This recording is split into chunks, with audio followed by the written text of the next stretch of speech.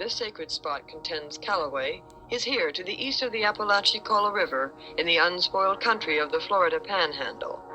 Here grow trees pleasant to the sight, including gopher trees, the long-needled torreya, which Noah used to build the ark. A Baptist minister, Callaway started his search after discovering several petrified logs of the wood near the park. That says the woods afire, he says of the discovery, and here his quest ends, where the river winds its way through the green loveliness of his Eden, all described and documented in his book. Well, Mr. Callaway, you say that this is the Garden of Eden. There it is. I think about in the center of the garden, north and south.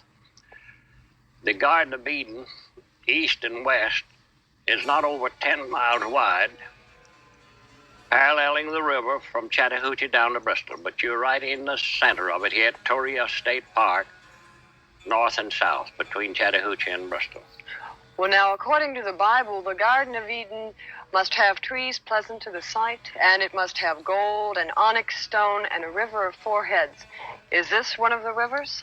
This is the Pison River, which is mentioned in the 2nd chapter of Genesis, when it says, a river went out of Eden to water the garden and parted and became into four heads. The tree life from Chattahoochee to Bristol is the largest of any other area in the world. The Bible names 28 trees. The best authority on earth have identified 27 of them here, and many more, including the gopherwood tree. The Bible names those four river heads as the Pison, the Gihon or Gihon, the Hiddekel, and the Euphrates. The first one was the Pison. The Bible says that is it that compasseth the land of Havilah, which was North Florida before the flood, where there is gold. And the gold of that land is G-O-O-D. The Bible used that adjective to describe the North Florida gold to further tie down the exact location of the Garden of Eden. The next verse says there's also bdellium there, which is nothing but rosin out of pine trees that God instructed Noah to pitch the ark out of, and onyx stone, which is marble. And North Georgia, right where this great river has its source, is one of the largest marble areas in the world. The Tate Marble Quarry and Company there at Tate, Georgia, is one of the largest. So the natural monuments definitely mentioned and described in the Bible as being related to the Garden of Eden are here, and they are not anywhere else on this earth. Well, not only are we sitting in the Garden of Eden, but we're also sitting in an area where you say Noah built the ark. Noah built the ark out of gopher wood, which God selected himself for him to build it out of. Is this the only place that you know of? This is the only place on this earth where it has ever grown.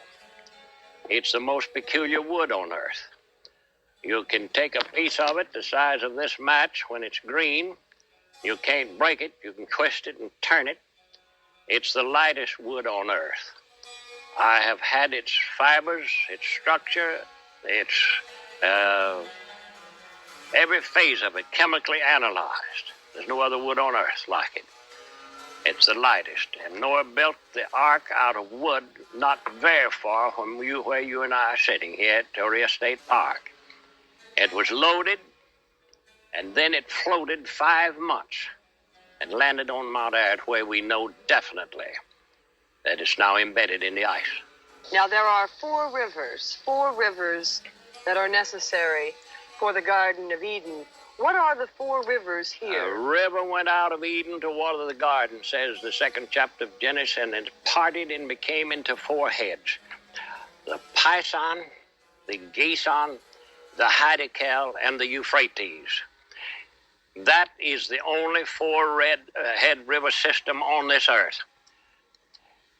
When the idea or the notion or the belief that the Garden of Eden was somewhere else or over in Europe or in Africa or someplace over there, the Western Hemisphere was unknown. They did not know that the continent existed west of the Atlantic Ocean. Therefore, they couldn't search this continent along with the others to find the River of Four Heads and these other great natural monuments which the Bible said was related to the Garden of Eden. It came my pleasure and my responsibility and my duty to search the North American continent and definitely point out the same bare natural monuments that the Bible relates to.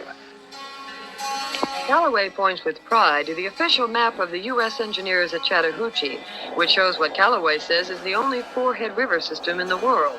That is a system described in the Bible, where in Genesis, the river flowing out of Eden, which waters the garden, parts and becomes into four heads. First there is the Gihon, now known as the Flint River, which flows towards the land of Ethiopia. Then the Euphrates, the Spring Creek River, whose name was transferred to the Middle East after the flood. The Hiddekel River is Fish Pond Creek River, which borders the land of ancient Assyria. And finally, the last of the four rivers, the wide and lovely Paisan, the Chattahoochee, today a river of trade and commerce. The Apalachicola seems an unlikely name for the river flowing through Eden, but here, according to Callaway, is the heart of the garden. This peaceful river is the life source of the lush vegetation of the original habitat of the first man and woman. According to Callaway, the names of these rivers and the land surrounding them were transferred to the other side of the world when, after floating in the ark for 40 days and 40 nights, Noah and his family landed on Mount Ararat in Turkey. The legend of the Bountiful Garden, too, was transferred to the Middle East, where archaeologists have searched in vain for a four-head river system, such as described in the Bible. This is a part of the beauty of the Garden of Eden.